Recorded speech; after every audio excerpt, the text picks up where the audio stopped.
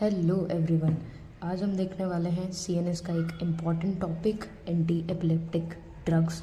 CNS जो है वो खुद में एक बहुत इम्पॉर्टेंट यूनिट है, क्योंकि इसमें 15 से 20 नंबर का हमारी यूनिवर्सिटी एग्ज़ाम में आता ही आता है। तो हम लोग देखेंगे आज, जिसमें मोस्ट इम्पॉर्टेंट टॉपिक है एंटी एपिलेप्टिक ड्रग्स और पार्किंसोनिज़म्स, एंटी डिप्रेसेंट्स। तो हम आज कवर करने वाले हैं एक important topic, anti epileptic drugs. पहले मैं आपको बता देती हूँ कुछ प्रीवियस ईयर क्वेश्चंस जो कि कैसे आते हैं सीएनएस में। लाइक फर्स्ट क्वेश्चन है, describe mechanism of action and adverse effect of anti epileptic drugs.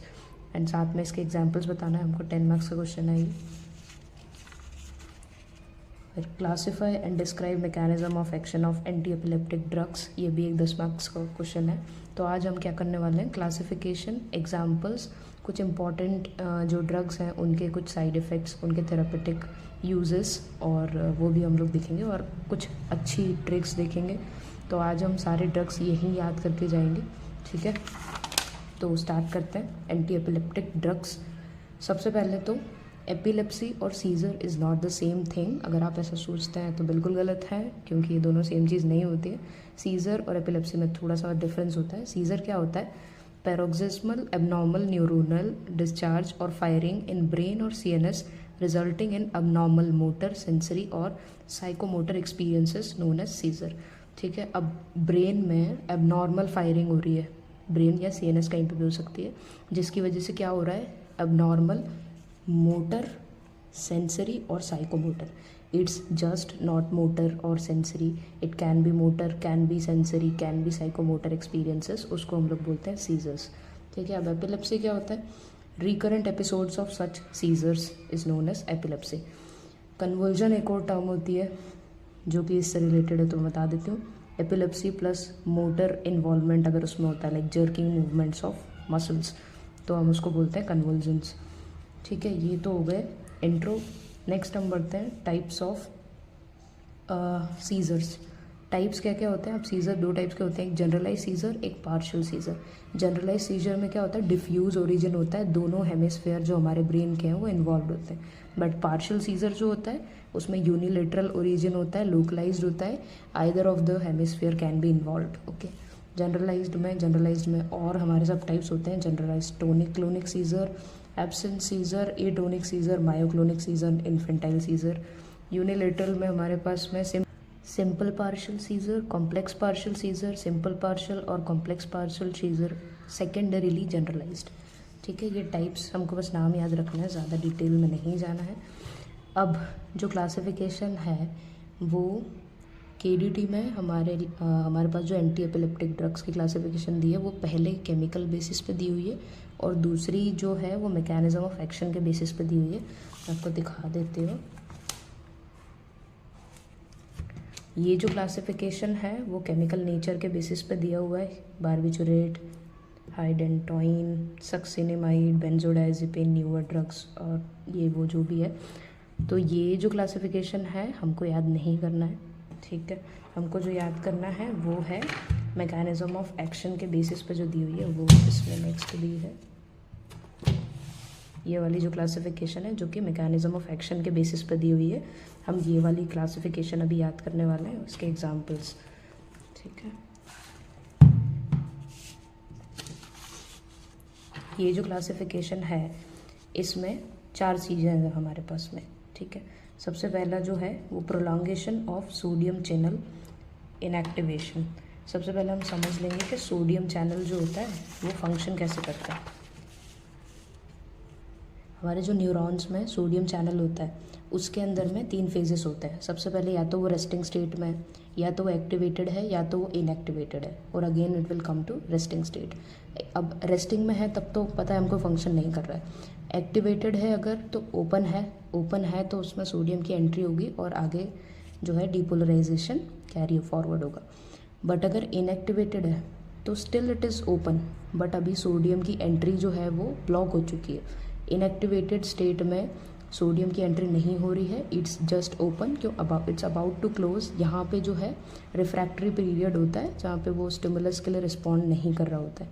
उसके बाद अगेन वो रेस्टिंग स्टेट में आ जाएगा।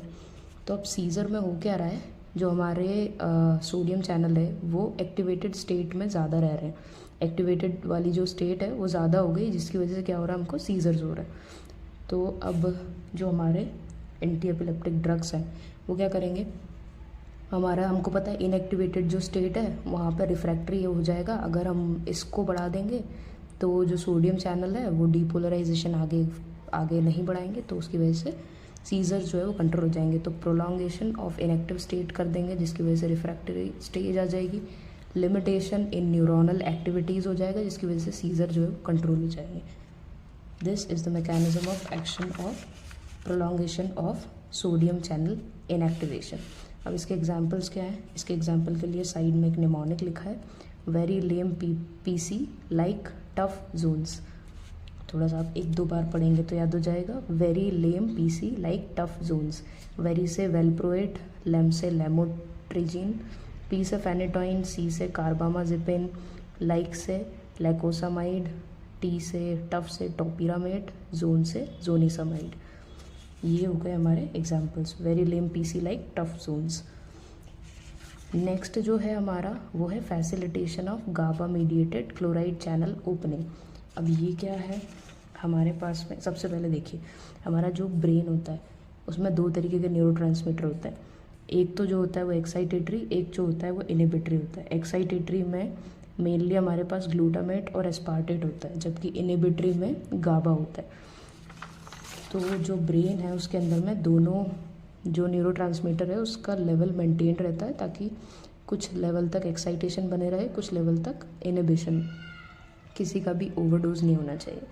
तो यहाँ पे क्या हो रहा है, जो ग्लूटामेट है उसका क्या है हमको पता है, इनिबिटरी एक्शन है।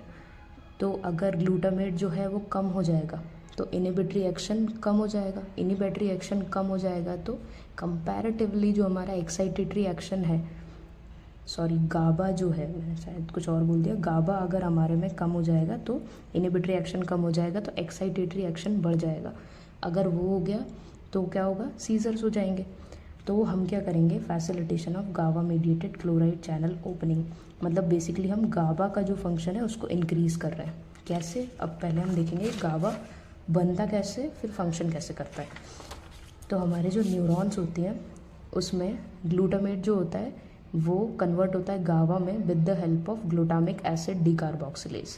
ठीक है, अब ये जो है वो प्री साइनेप्टिक न्यूरॉन है हमारा, जिसमें ग्लूटामेट से गाबा बना। अब गाबा जो है वो वेसाइकल में फिल होने के बाद यहाँ पर हमारे साइनेप्टिक जो वो होती है, साइनेप्टिक वेसाइकल में फिल होने के बाद रिलीज़ होगी साइनेप्टिक क्लेफ्ट में। तो अब जब यहाँ पे न्यूरोट्रांसमीटर आएगा जो कि गाबा है हमारा, तो इसका फेट क्या होगा, ये पोस्ट साइनेप्टिक के पे जाके उसके रिसेप्टर से बाइंड करके इम्पल्स को आगे ट्रैवल करेगी, या फिर यहीं पे ये जो गाबा है वो डिग्रेड हो जाएगा, या फिर इसका रीअपटेक हो जाएगा। ठीक है, तो 3 चीज़ें हो सकती हैं। प्री साइनेप्टिक मेम्ब्रेन में ग्लूटामेट से गाबा बना, गाबा जो है साइनेप्टिक क्लेफ्ट में आया, अब आगे जाके वो रिसेप्टर से बाइंड करेगा, अपना काम करेगा, जो बच गया गाबा है वो डिग्रेड हो जाएगा, और जो बच गया उसका रीअपटेक हो जाएगा। ठीक है, तो अगर गाबा जो है वो कम हो गया तो गाबा रिसेप्टर का एक्टिवेशन नहीं होगा, कम होगा, तो क्लोराइड जो है वो फ्लो नहीं होगा। तो क्लोराइड फ्लो नहीं होगा तो डीपोलराइज हो जाएगी न्यूरॉन, जिसकी वजह से एक्साइटेशन हो जाएगा और सीजर्स हो जाएंगे। अब इसके जो है वो रिसेप्टर कैसे होते हैं, देखिए ये जो है ग्लूटामेट से गाबा बन रहा था प्री साइनेप्टिक वेसाइकल में, फिर उसके बाद में ये जो है हमारा गाबा रिसेप्टर है, ये जो बना हुआ है गाबा रिसेप्टर है, पोस्ट साइनेप्टिक मेम्ब्रेन है। गाबा रिसेप्टर में 5 सब यूनिट होती हैं, 2 अल्फ़ा, 2 बीटा और 1 गामा। ठीक है, इसको ऐसे याद रखना है, अल्फ़ा बीटा, अल्फ़ा गामा और बीच में बीटा। तो जो गाबा होता है वो इस बीटा साइड पे एक्ट करता है, और बीटा साइड जो है वो क्लोराइड की एंट्री को फैसिलिटेट करता है in the post synaptic membrane, और जो क्लोराइड होता है वो आगे जाके मेम्ब्रेन को इनिबिट कर देता है, क्योंकि वो जो है उसको हाइपर पोलराइज कर देगा। ठीक है, तो इसलिए गाबा कैसा हो गया हमारा, इनिबिटरी न्यूरोट्रांसमीटर। ठीक है, तो अब हमको करना क्या है, सीजर्स क्यों हो रहे हैं, क्योंकि गाबा कम हो गया है, तो हमको गाबा का एक्शन जो है वो बढ़ाना होगा।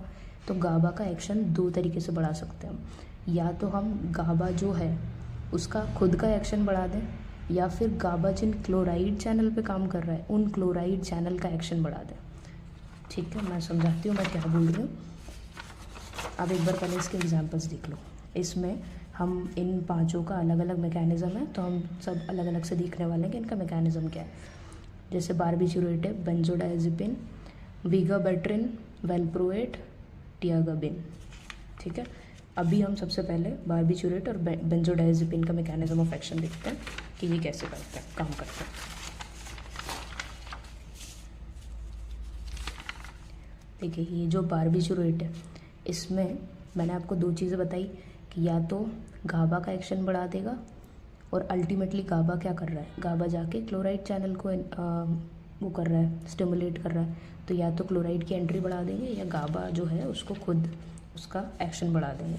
तो अब बारबिचुरेट उसके दो एक्शंस होते हैं, एक गाबा फैसिलिटेटरी एक्शन और एक गाबा माइमेटिक एक्शन। गाबा फैसिलिटेटरी एक्शन क्या है, गाबा के काम को फैसिलिटेट करना है। तो कैसे करेंगे, एक तो बाइंड कर जाएंगे अल्फ़ा बीटा सब यूनिट से, उसके बाद में इसकी एफिनिटी को बढ़ा देंगे, किसकी, ऑफ गाबा रिसेप्टर, किसके लिए, टू गाबा।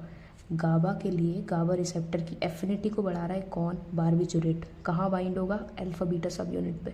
मैंने जो भी आपको रिसेप्टर दिखाया था जिसमें अल्फ़ा बीटा, अल्फ़ा गामा और बीटा सब यूनिट थी, उसमें अल्फ़ा बीटा वाले पोर्शन में जाके बारबिचुरेट बाइंड हो जाएगा। गाबा की जो एफिनिटी है गाबा रिसेप्टर्स की गाबा के लिए, उसको इंक्रीज़ कर देगा, जिसकी वजह से क्या हो जाएगा, अब गाबा बढ़ गया है। गाबा क्या कर रहा था, क्लोराइड चैनल की ओपनिंग कर रहा था।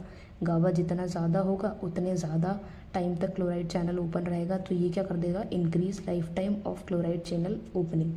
ठीक है, अब ज़्यादा क्लोराइड आएंगे तो हाइपर पोलराइजेशन ज़्यादा होगा, तो इनहिबिशन ज़्यादा होगा। और हमको क्या ही कराना है, इनहिबिशन कराना है, क्योंकि एक्साइटेशन बढ़ गया तभी तो सीजर हो रहा है। ठीक है, एक ये हो गया गाबा फैसिलिटेटरी एक्शन। दूसरा जो है हमारे पास गाबा माइमेटिक एक्शन। अब गाबा माइमेटिक में क्या है, ये मिमिक कर रहा है एज गाबा।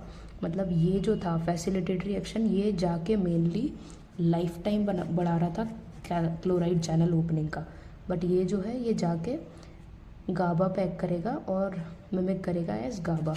तो गाबा भी अल्टीमेटली जाके बढ़ाएगा क्लोराइड चैनल को, बस इसका एक्शन थोड़ा सा पहले हो जाता है। अब ये तो हो गया हमारे बारबिचुरेट का। अब बेंजोडाइजेपिन जो है वो क्या करता है, यहाँ पे दोनों का थोड़ा सा कंपेयर है कि यहाँ पर जो है गाबा फैसिलिटेटरी एक्शन और गाबा माइमेटिक एक्शन दोनों होता है, बट जो बेंजोडाइजेपिन है उसमें ओनली गाबा फैसिलिटेटरी एक्शन होता है, नॉट माइमेटिक। ठीक है, गाबा माइमेटिक एक्शन नहीं हो रहा है, सिर्फ गाबा फैसिलिटेटरी एक्शन हो रहा है। तो फैसिलिटेटरी एक्शन तो हमको पता है बाइंड करता है, बट ये जो बारबिचुरेट था, ये जो बारबिचुरेट, ये देखिए, ये जो अल्फ़ा बीटा सब यूनिट है यहाँ पे आके बारबिचुरेट बाइंड कर रहा है, बट जो बेंजोडाइजेपिन है वो अल्फ़ा गामा सब यूनिट पे आके बाइंड करेगा। ठीक है, तो ये जो करेगा only GABA facilitatory action bind to interface of alpha gamma subunit, increase करेगा affinity of GABA receptor to GABA. GABA receptor की एफिनिटी गाबा के लिए इंक्रीज़ करेगा, जिसकी वजह से यहाँ पे थोड़ा सा कैच है, ये जो है यहाँ पर क्लोराइड चैनल कितनी देर तक ओपन रहेंगे उस टाइम को इंक्रीज़ कर रहा था। मतलब एक बार चैनल ओपन हो गए, अब कितनी देर तक ओपन रहने वाले हैं उस टाइम को इंक्रीज़ कर रहा था कौन, बारबिचुरेट। बट यहाँ पे जो बेंजोडाइजेपिन है वो टाइम को इंक्रीज़ नहीं कर रहा, वो फ्रीक्वेंसी को इंक्रीज़ कर रहा है। मतलब एक गाबा आके अगर एक बार में एक चैनल ओपन कर रहा था, तो ये जो है ज़्यादा चैनल्स की ओपनिंग कराएगा, तो ये यहाँ पर फ्रीक्वेंसी को इंक्रीज़ कर रहा है, नॉट टाइम।